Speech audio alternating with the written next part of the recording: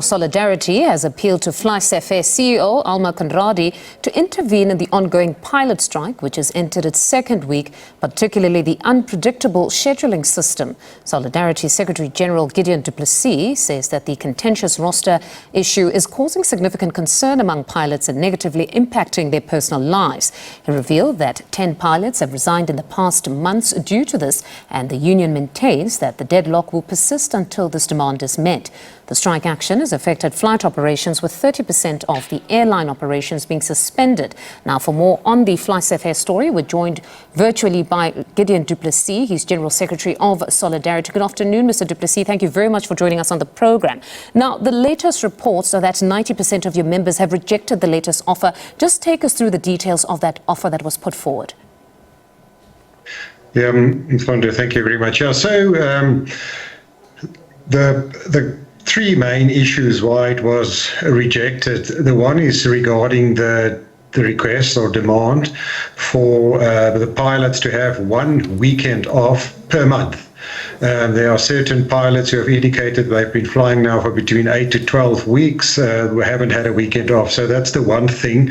The second thing is there are ongoing challenges with the rostering system because it's teething problems. They've implemented it quite recently in February, and then we demand that just the roster committee can be established, and although we've agreed that it can have an independent chairperson, the two aspects in the agreement that actually bothers us is the fact that one, EXCO can reject any proposal made to them by the roster committee without giving a reason for it. And secondly, if we agree to the terms, then basically we cannot strike again for this specific matter, and we will obviously never sign our right to strike away. And then the third issue was regarding the wage increase. So it's just year one that is problematic, but the offers that they've made is for years 2 and 3, and although it's still confidential, it's an offer that is palatable. It's just year one that we need to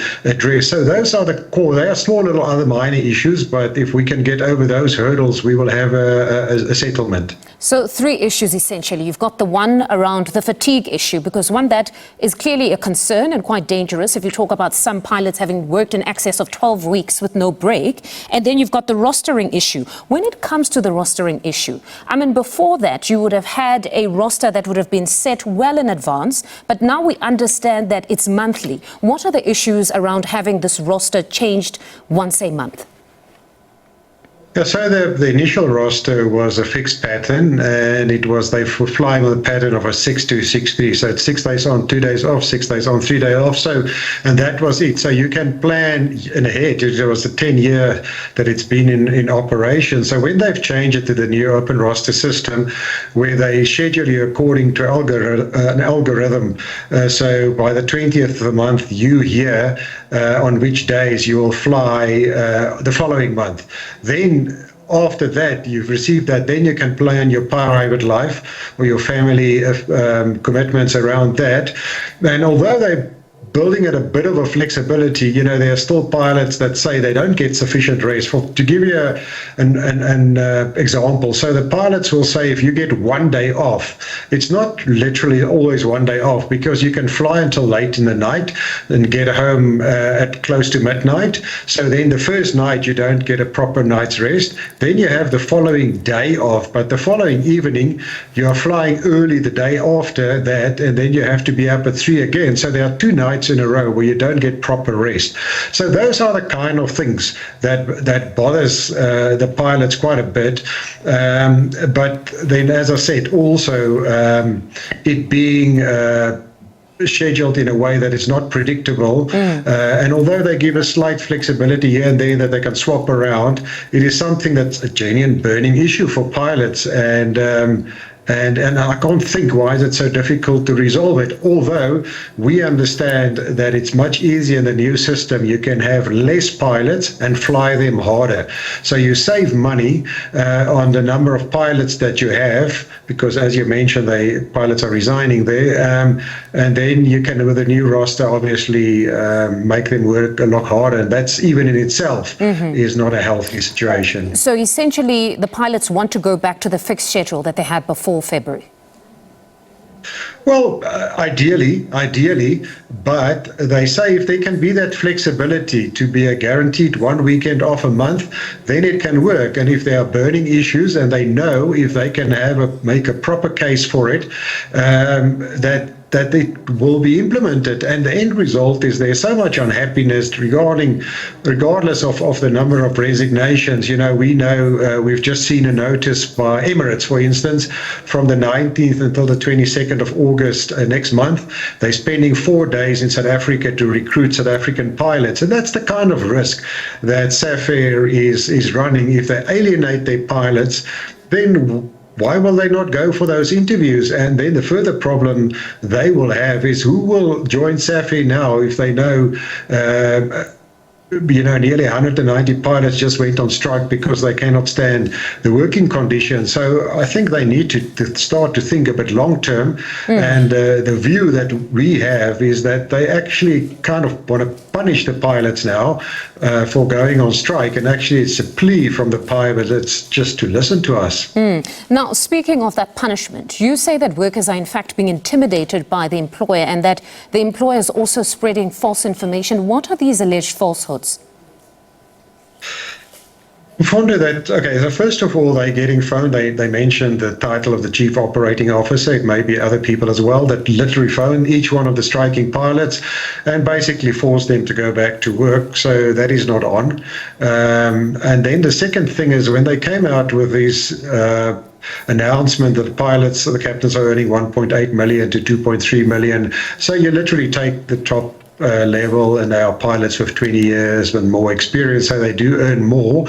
But we were then inundated with calls from pilots who don't earn that and said, but why?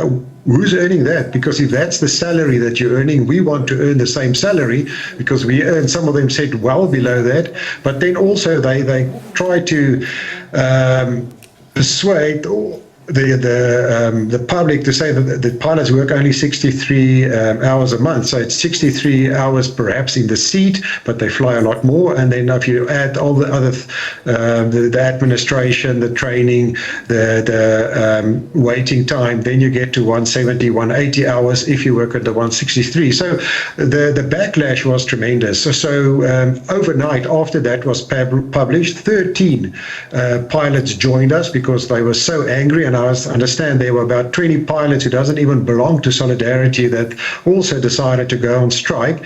So they are really upset about the company, disclosing false information regarding their salary. So those are the kind of things that you just simply, that's not the way to resolve a dispute. Now, Gideon, we understand in closing that you guys are now appealing for the intervention of the CEO, Mr. Conradie. Are you of the view that he's not being kept abreast of all these conversations, or what you're really seeking here now is a direct line to him so that it's not that he's getting second-hand information but sits at the seat so that you guys can deal directly with him and just express the plight of the pilots? Mfundo, we don't know if there's what the politics and the boardroom politics are, but what we understand and what we've learned in the past is that Elmar Conradie is a very pragmatic. He is firm but fair, and he's solution-driven. And I know whenever there was an impasse in the past, he will step in and he will resolve the matter. And that's why we said, but if they have a leader like that, who we know has got a good track record and getting the parties to reach a settlement, this is the time for him to step in. And that is why, we want to approach them, but we also want to share with him the bad experiences we're getting at the moment from the negotiating team that is not prepared to work in the night. They leave early. The first meeting we had with them, they were exceptionally rude and arrogant. And those are the kind of things we need to bring to his attention, that he knows that his team, his negotiating team, is actually literally, sorry for the word, they're stuffing up the negotiation and they're not professional at all. They treat the CCMA with total disrespect. They will leave without even saying goodbye to the commissioners or informing them on occasions, and that is just so unprofessional. And that's why we feel we need to negotiate with a person who we know has got a very good reputation for his professionality. And I'm sure he actually appreciates that the bottom line India is being affected because operations are down to 30% now. Gideon, thank you very much for your time this afternoon. That is Solidarity's Gideon du Plessis speaking to us there.